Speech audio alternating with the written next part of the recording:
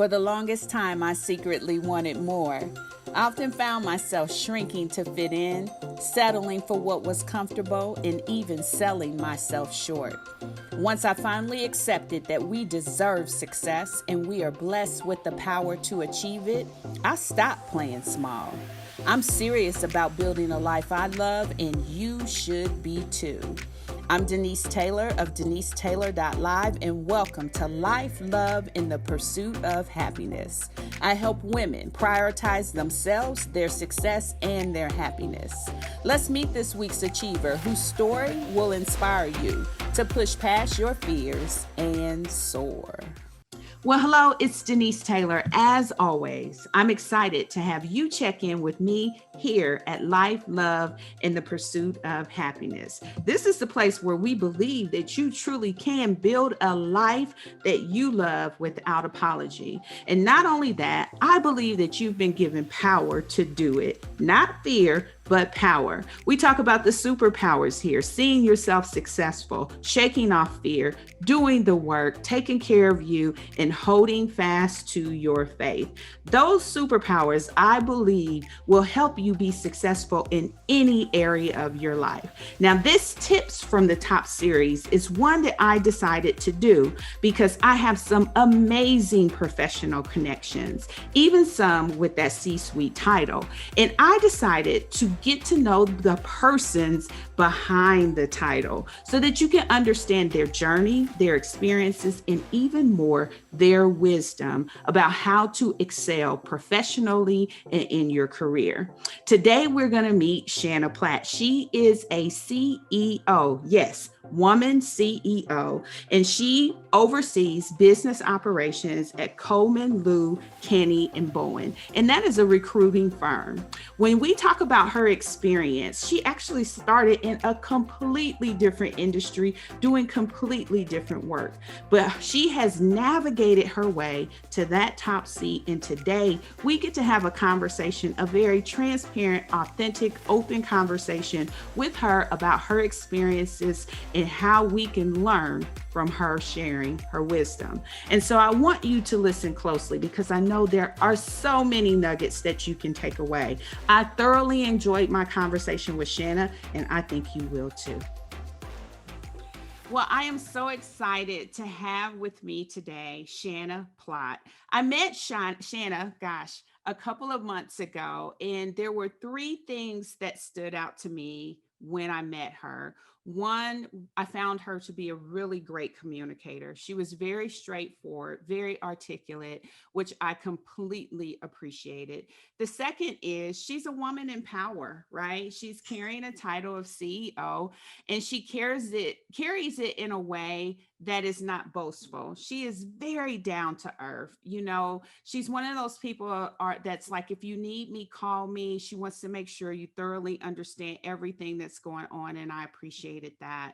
And then finally, I wanted to talk with her today because everyone has a story. And when we talk about tips from the top, this is really getting behind the title. Although she has a great title, I'm impressed by it. Anytime you say CEO, that makes you think of a very impressive person who has to have great experience. But more than that, I found her personality to be very authentic. And I wanted her to share with us today as a part of this series. And so it is my great pleasure to welcome you to the podcast, Shana. And I want you to take the opportunity to introduce yourself to us. And as you feel comfortable, share with us whatever you like from your professional experience and career. Great. Well, thank you so much, Denise. It's always such a pleasure to get to see you. And truly, I was honored and humbled to be invited to be a part of your podcast series. It's such an impressive venture that you've jumped into, and I'm just delighted to have a part in it. So I'm the owner and CEO of Coleman Lew Canny Bowen. We're a retained executive search firm. We have an office here in Charlotte and an office in New York. So we recruit key leaders for companies across just about every industry sector you can imagine. But I didn't grow up thinking I wanted to be a search consultant. Frankly, I don't think anybody that does this grows up thinking that's what they're going to do. My degree is clinical in nature, and I went to work for a nursing home and retirement community right out of college. I took a job that I was not qualified for, but it got me to Charlotte. So I thought maybe I'd spend a year there and then I'd do something different. Well, lo and behold, I ended up staying there for about 8 years, left the clinical side of the business, went into marketing and fundraising. And so really my career has been twofold. I've spent about half of it in the not-for-profit world, mainly in marketing, fundraising, communications, and then the other half in executive search. I was working for a retirement community in the top marketing and fundraising job. And I got this crazy call one day from a recruiter who said, there's a big search firm that's coming to Charlotte and they need to hire someone. Would you be willing to talk to them? And I said, I think maybe you're calling me by mistake. I'm a fundraiser in a nursing home. Nothing about this makes sense. But for whatever reason, they said, we have this theory that good fundraisers make good search people. So would you be willing to have a conversation? I thought, what do I have to lose? Sure, I'll have a conversation with just about anybody. So I ended up meeting a wonderful man who had opened a lot of offices around the country of one of the big search firms, Heidrick & Struggles. And for whatever reason, we really clicked, and he took a chance on me. I took a chance on him. And I'll tell you, looking back, there was nobody better from whom to learn the search business. And that really was the springboard for my career in the search industry. I learned a tremendous amount from this gentleman, and I owe him just an incredible debt of gratitude. Did that for several years. Then I had 3 babies kind of back to back to back within 2.5 years, no multiples. Oh my God. And at that point, technology wasn't what it is today. So I stepped away from the search world for a few years, went back into the not-for-profit world, knew at some point I'd probably go back to search, which I did about 10 years ago. And here I am today at Coleman Lew Canny Bowen and loving every minute of it. Oh my gosh, that's an incredible story. Sometimes we start off on a different path and find ourselves really drawn into what we are almost destined to do and where we can find tremendous amount of success. So when you think about success from your perspective, how would you define that? Gosh, I think there's so many different ways to define success. And I think success looks very different at different stages of life. So I don't think there's a right and wrong answer to that question.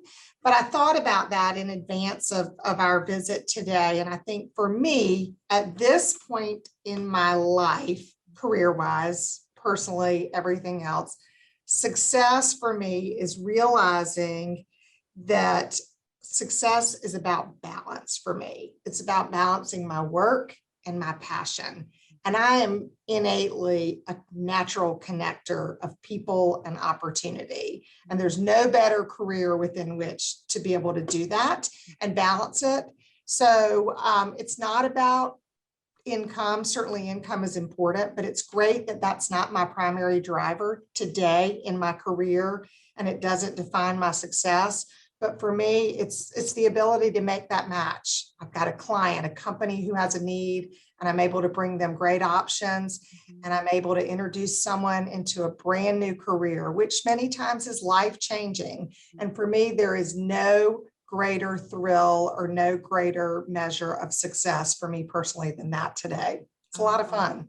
Making that connection has to be very, very fulfilling, a sense of accomplishment, like you said, not only for the two entities that you are looking to serve and make almost that complete match happen. So when you think back, right, what's the hardest thing that you had to overcome to sit in the seat you're in? Well, I think naturally I am a very risk averse person. And I had to get comfortable taking some risks. Now, I'll never be the guns blazing risk taker that some people are, But I do think there is some element of risk that you've got to be comfortable taking. And so for me, I think it was, getting comfortable with the fact that there were about 20 families who were dependent on me and this firm for their livelihood. And so with that, I, buckled up. I took a deep breath. I worked really hard.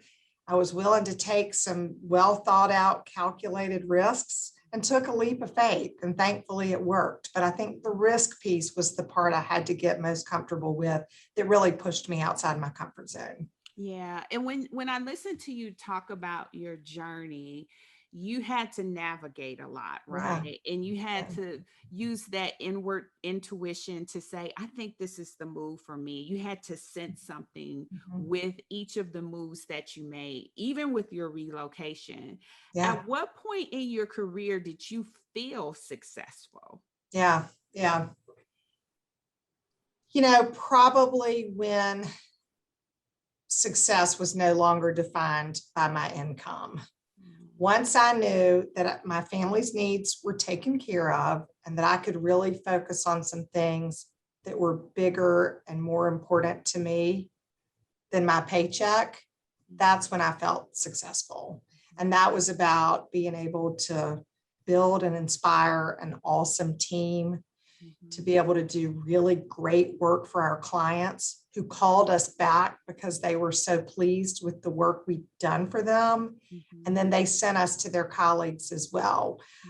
That, I think, made me feel like we, not just me, but we as a team had achieved great success. Oh, that's impressive. And I love the element of how you share that with your team. Because to me, that is tremendously important, especially as a leader, to recognize where the true wealth and power comes from. And it's that team that you get a chance to lead. When you think about the best career advice that you've ever received, what was that? Yeah, yeah. Well, I've been really fortunate and gotten many pearls of wisdom and nuggets of career advice along the way. I have a bulletin board right here by my desk, and I keep all these little nuggets of wisdom posted all over my bulletin board. One of my colleagues gave me the greatest piece of career advice, and she still works with me today. Her name is Robin. I think you've met her before. She's my ride or die teammate across this crazy journey within Coleman Lew Canny Bowen. And Robin has this saying, and I really try to live by it each and every day. And that's this: the main thing is to keep the main thing the main thing. It's really simple, but it's so easy to get involved in the weeds and the clutter and the minutia that really doesn't matter that much and really isn't about the main thing. So I really try to live by that. The main thing is to keep the main thing the main thing. And it's right here on my bulletin board. Yeah, that's one of those sayings that kind of helps steady you, like you said. Yeah. And it gives you perspective and balance, because sometimes we can definitely spiral down a rabbit hole. We can Right. find ourselves unraveling about things that really are not the main thing. And so I think that wit and wisdom is something that we could take to heart, because like you said, it applies and it gives us that perspective and balance in every circumstance, whether Yeah. it's home or whether it's work or whether it's, with family or whatever the case may be. So I love that. I love that she shared that with you and you were able to take that in. As we're going through our career achievements, sometimes we get feedback that might take us by surprise. Uh-huh. Tell me about a time when you got some feedback that took you by surprise to hear, but you're so glad you received it. Yeah. Yeah. Well, I chuckled when you introduced me and described me as a good communicator, because it relates specifically to that. Back in my early search career, I went to meet with a new client. I was making a presentation to this gentleman who went on to be the CEO of a big, prestigious company. He was a tough guy and I was a nervous wreck. And I was making my presentation and he stopped me in the middle of it and he said, "Shana, I am falling asleep between your words." Wow. And after I choked back the tears and picked my stomach up off the floor, I thought, I'm going to really take this to heart. And I've always remembered Larry sharing those words with me. And I worked hard to be very concise and really fine tune my communication skills. I have another client who has a mantra that I love, and he says, be bright, be brief, and be done. And I think that just fits beautifully with Larry telling me that he was falling asleep. So that was hard to hear, but it's something I always remembered. And I've been very intentional about working on that since then. Yeah, I'm going to take that one. Bright, brief, and done. Be bright, be brief, and be done. Oh yeah, that's a really great wisdom, especially for someone like myself, because I can go on and on Me sometimes. too. Me too. So when you think about this whole concept that I'm sure is not new to you of mentors and sponsors, and you read articles that says you have to forge these relationships. Yeah. How did that happen for you? Were you able to forge what would be considered mentors or sponsors in your career journey? And how did they show up, and how did they play a role? Yeah. Yeah. I've been incredibly fortunate because I've had some amazing mentors across my life, both personally and professionally. Some of them I sought out, some of them happened organically. Ironically, I think the ones that developed organically ended up having the greatest impact on my life, particularly from a professional perspective. I think back to my former business partner, Chuck Lew, who founded our firm over 40 years ago. And he and I worked together for a number of years. He retired, I guess, a little over 3 years ago. And has just been an incredible mentor to me. Part of that is that he always believed in me, probably a whole lot more than I believed in me. And that kept me going. Having said that, he was tough. He'd give me really direct feedback.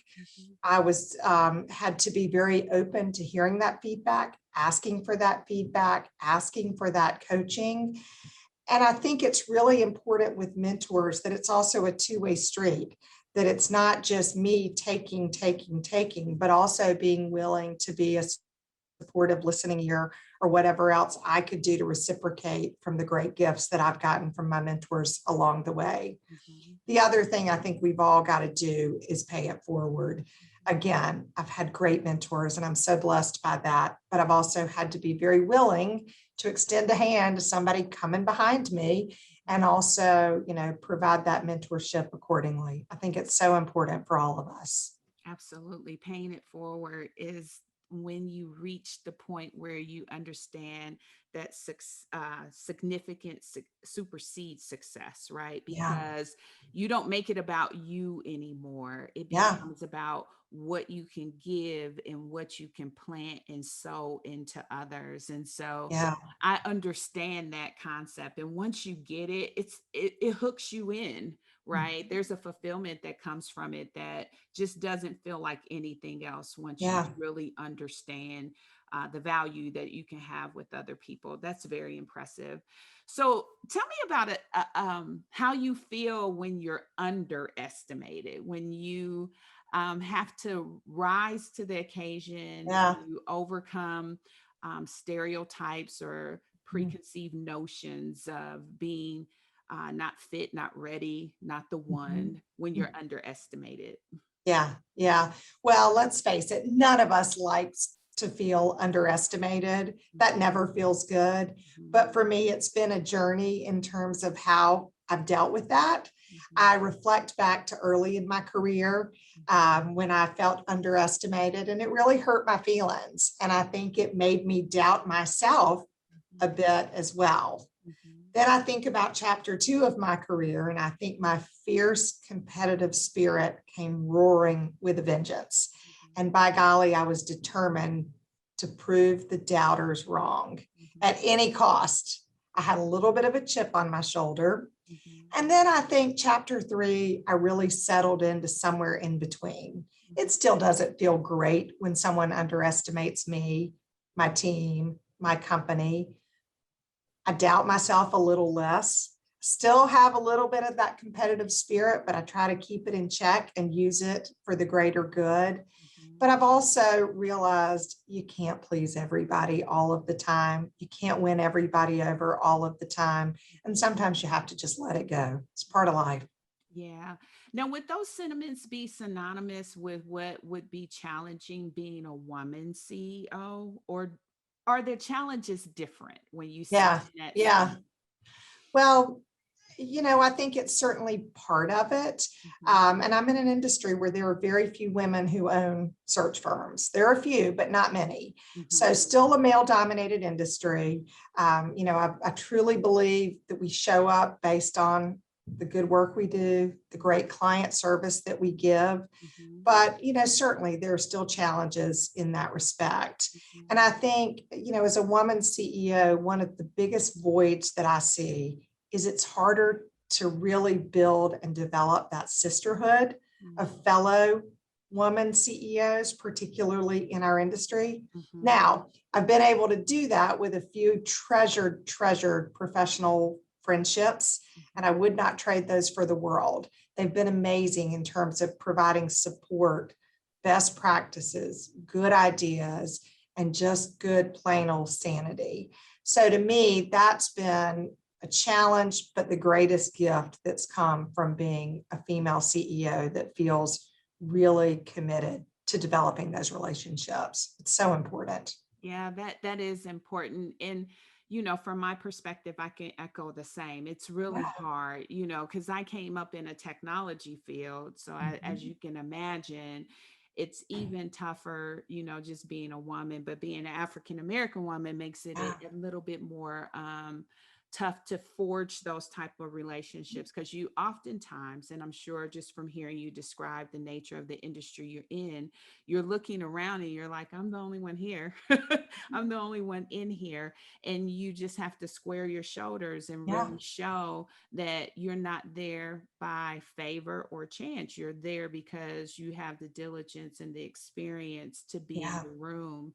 And that just makes me think a little bit about the glass ceiling. Is that a real concept that you've Mhm. experienced when you look Mhm. back over your career? Did you Yeah, face any barriers to yeah, advancement for yeah. being a woman? You know, yes, I do think it's real. I think, unfortunately, it does still exist. Is it better? Yes.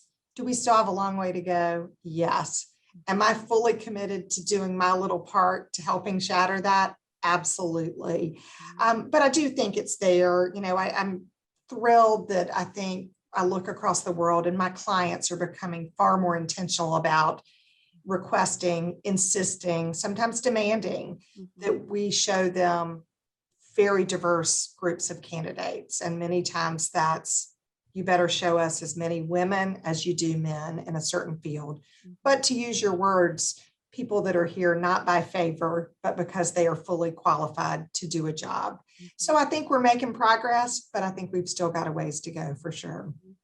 When we look back over 2020, that had to be one of the most unprecedented Oh boy. experiences. Yeah. And when you think about your industry, you think about your team, and you think about yourself, what impressed you Yeah. about being able to make it through that entire season of Yeah. what will long be called the year of 2020? Yeah. Well, I guess I'm most impressed by the fact that we made it, but it was stressful. And I'll tell you, Denise, I had about 2 weeks when the world turned upside down that I did nothing but field calls from clients, one after another, who said, we've got to put this project on hold. We're coming back, but we have to put it on hold. Mhm. And for about 2 weeks, I had some sleepless nights again of thinking, oh my goodness, I have 16 families that are counting on me and us to pull through. So Mhm. I took a deep breath. I said a whole lot of prayers. We Mhm. buckled up. We really controlled our expenses. Our team really rallied. We all put our head down and worked hard. We connected with clients that we hadn't talked to in ages. Mhm. And in a little bit of time, we were busy again. Mhm. We had our peaks and our valleys, but we made it. We didn't furlough anybody. Thank goodness none of our team had any, terrible illnesses personally or within their families. And Mhm. everybody's still intact today and we're as busy as ever. So, I think it's, we had a little luck, we had a whole lot of faith and a whole lot of grit that I think carried us through. But yes, I'm incredibly thankful, and boy, what a ride it's been. Yeah, yeah. For And sure. I echo your sentiment that we made it through. And I will tell you that I now value celebrations because Yeah. of that. I value taking time to enjoy the journey, Mhm. because we did make it through and we mustered up all of those things that you talked about with grit and heart and commitment to one another, and that made Yeah. a world of difference. I just want to tap into a little bit of how you manage through. There's this whole concept of choosing your battles, right? Yeah. And I would imagine at the seat that you sit in, there are so many different things that you have the potential to insert yourself in, but then you have to Mhm. figure out how to pull yourself out. And so when you are assessing what you need to choose in terms of your own battle to forge, and not necessarily that it's a bad battle, but Yeah. your own battle to forge personally, what are some key things that you Mhm. assess? Mhm. Well, this is something I've worked on my whole life because I have a big personality, and I'm the first to admit that. And I think my natural tendency is to want to win or be right. But I've been very intentional about working on that. And I think I've come a long way in the sense of, really choosing your battles and really peeling back the onion to figure out, does it even really matter? Mhm, If it doesn't really matter, don't fight that battle. mhm, Is it about just being right? Is it about just winning? If it is, it doesn't matter. mhm, Sometimes it's a battle that you've got to fight. And is it going to impact our clients? Is it going to impact our team? Is mhm, it going to impact the integrity of our business and the values that we stand for? mhm, Those are the battles that I feel like I have to fight. mhm, Otherwise, not so much. mhm. I want to ask these particular questions because there often is a divide between leadership and people who are perceived as working. And they often feel like they're disregarded and they're not taken into consideration. But what I want to emphasize is that people who are leaders are thinking through what you said, right? You're constantly thinking about the families that are relying on the viability of the company, of everyone that's connected. When you're looking at hiring, right? Mhm. What do you consider most? When you're Yeah, looking at promoting, what do yeah. you consider most? Well, I mentioned early on, I think very few people grow up thinking, when I grow up, I want to be a recruiter or a search consultant, right? We've all taken these twisty, turny paths that led us there. Mhm, With that, I rarely hire for past professional experience mhm, because I think our world is pretty unique. I hire for smarts. I hire for people who have this voracious desire or thirst to be a lifelong learner. mhm, I hire for people who have a really, really strong work ethic.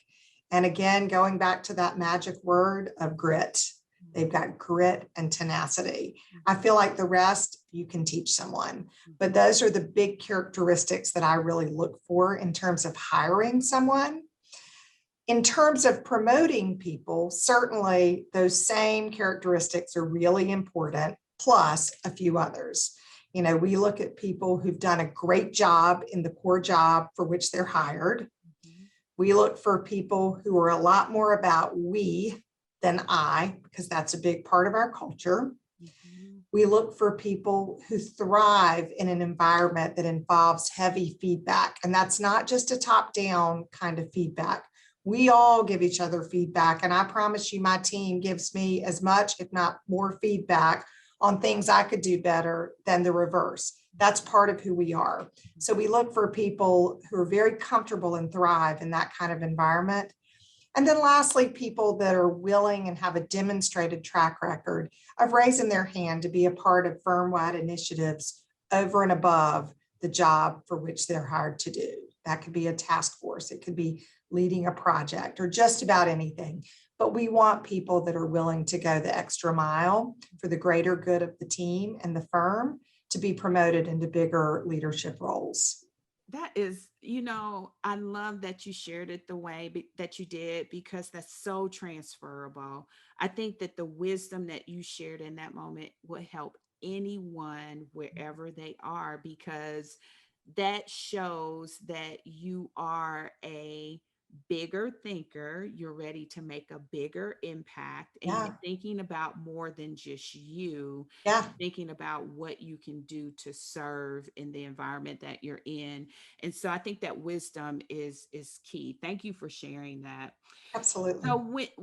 when you think of people, right, that you've come across, especially because you get a chance to talk to so many, especially through your career you've had, what's one mistake you see people make over and over that just seems Yeah, like low hanging fruit? yeah, Like you just yeah, want to say, oh, stop that. yeah, yeah. Well, I think one that has a great impact on me is, when we do a search, we might talk to several hundred people. Mhm, Only one person wins, right? mhm, One person gets the job. So we have to say no to a lot of people. mhm, And nobody likes to be turned down. That never feels good. But to me, it's all about how you handle that, mhm, the sportsmanship, the grace that you show through that process is really, really important. There's no reason to argue with the messenger or to get huffy with the messenger. mhm, It's part of it. And we work really hard to close the loop with candidates. We don't always get it right, but I'd say 95% of the time. We think that's really, really important. And I'd tell you, most people, they just want to know something. They want to know the outcome. They want the feedback if there's any, and they don't want to be left hanging. mhm, But you do have a number of people that get pretty upset with us. And I think that's a reminder that, you got to be a good sport and handle it with grace. mhm. That's very, very key. So, because of the field you're in, I thought I would ask this question about when someone is trying to assess or consider a professional shift, and Mhm. whether something that like that would be necessary, Yeah. because opportunities lurk out there frequently, especially for high performers or high Yeah. achievers. Um, what would you say are factors that they should consider when they're Yeah. thinking about or even considering a Mhm. professional shift? Mhm.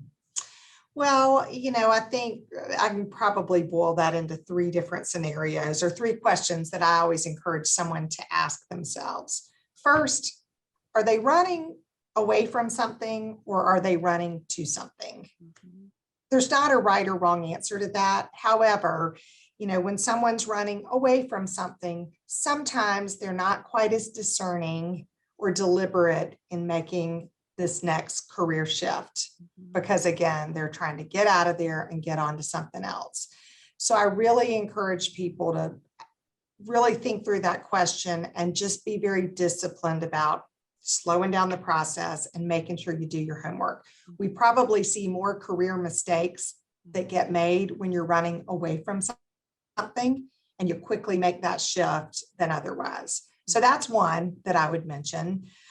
Second, I would say, ask yourself, do I dread Mondays coming? mhm, Or do most days do I wake up excited to go to work? mhm, And if you find you reach a point that the dreaded Mondays outweigh the days that you're excited to get up and go to work, it mhm, might be time to start thinking about the what next. mhm, And then lastly, are you in a job where you feel like you've done all you were hired to do?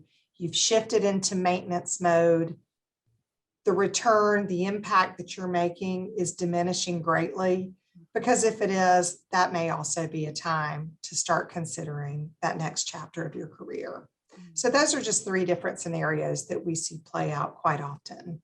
That's really, really good. Very, very, very wise. And I'm sure you have those kind of coaching calls as you are helping people Once in a blue assess. moon. Yes, at helping them to assess. And so I appreciate you sharing that. And so then finally, my final question for you, well, not my final, but my final before my last three All right. is, the biggest misconception about CEOs. What is that? What is the biggest misconception? Well, gosh, I'm sure there are lots, but I would say the one that comes to mind for me is that they know everything and they are the most connected and supported person in an organization. Because I think often it's very lonely in the CEO seat because you have a very, very small group of people, if any, within your own company who can be your very closest confidants about everything across the business. And again, it goes back to why I think that sisterhood of fellow CEOs is so important and well worth really nurturing, cultivating those relationships, because it can be lonely in that seat. I love that. I love that. Well, one of the things that's a mantra for me is I try to encourage people to build a life they love without apology. And so I love to close out with what I call my LLH, life, love, and the pursuit of happiness question. Okay. I want to give you a chance to respond to them. So the first one is this. What's your life wisdom that you would tell your younger self about life if you could? Don't sweat the small stuff. People get mad, mistakes get made. We all screw up. Learn from it and move on. That's an excellent advice. Excellent, excellent. What love wisdom would you tell your younger self if you could? That self-love is really, really important.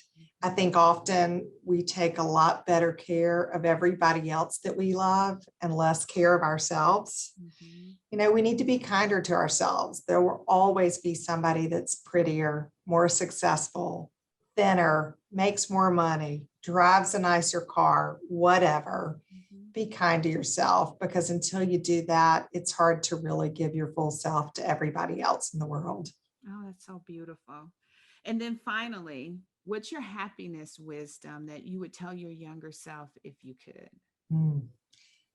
Probably to enjoy the journey. It's great to have goals. It's great to be focused on achievement and success, but to really slow down, take time to stop and smell the roses. I know that's corny, but life goes fast. I remember hearing that years ago from my grandmother, and the older I get, the more I realize it's very, very true.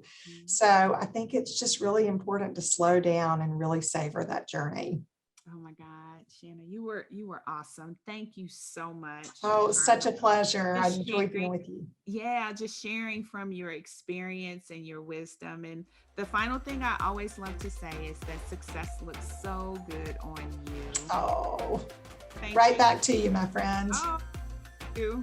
So, how many nuggets did you get? 1, 2, 3, 4? There were so many packed into that. I want to thank Shana for opening up her door. You know, when I reached out and said, hey, I'd love to have a conversation, and here's the goal of what I'm trying to achieve, she quickly responded and got on board. And I appreciate that. I appreciate her support, and I appreciate her openness. Now, the nuggets that you learned, I want you to take those, apply those, and use those to help propel you to what it is that you want to achieve professionally. I believe that you can have it. I believe that you can do it, and I know you deserve it. Now, I thrive each and every day in our free Facebook community, and so if we haven't connected there, come on over and see me. In addition to that, you know my email, denise@denisetaylor.live. So please send me some feedback on how this conversation has impacted you. Now, if you haven't taken the time to share with someone else, this is a great episode to do so. Share the podcast with someone that you believe will be encouraged, and even more, they'll feel real good that you thought about them.